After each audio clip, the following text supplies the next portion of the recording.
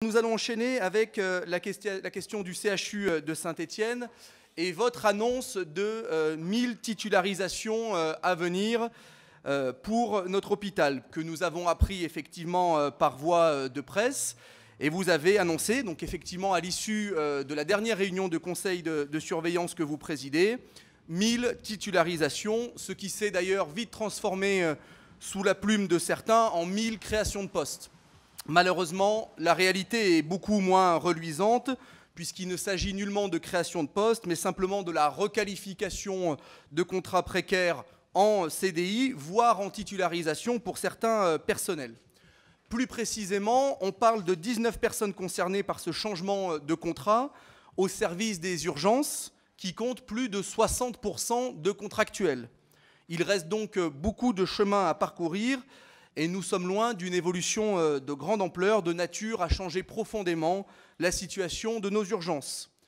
Cette annonce n'a malheureusement aucune incidence sur le sous-effectif chronique dont souffre le CHU de Saint-Étienne et contre lequel les personnels sont mobilisés depuis plusieurs mois.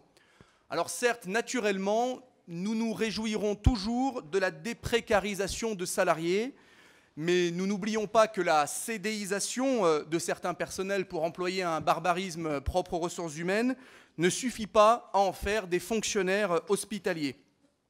De plus, nous nous étonnons du fait qu'en tant que président du conseil de surveillance, vous ayez pris l'initiative de cette déclaration, alors que la décision, pour le coup, vous nous excuserez, mais ne relève nullement de votre compétence.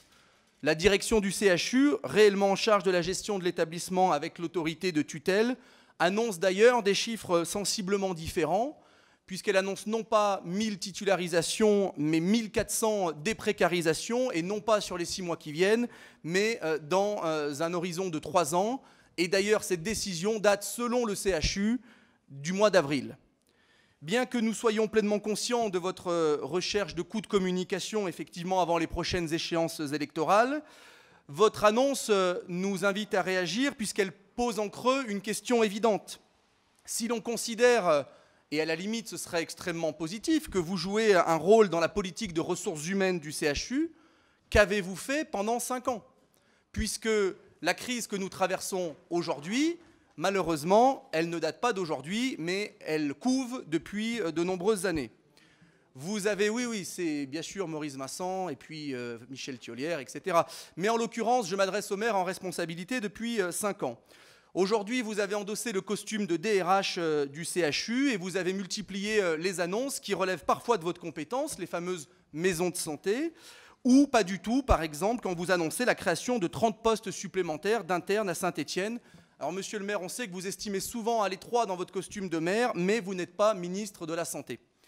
Nous vous mettons donc en garde contre votre inclinaison à la mise en scène personnelle qui, à bien des égards, tendrait à faire de vous un maire jupitérien.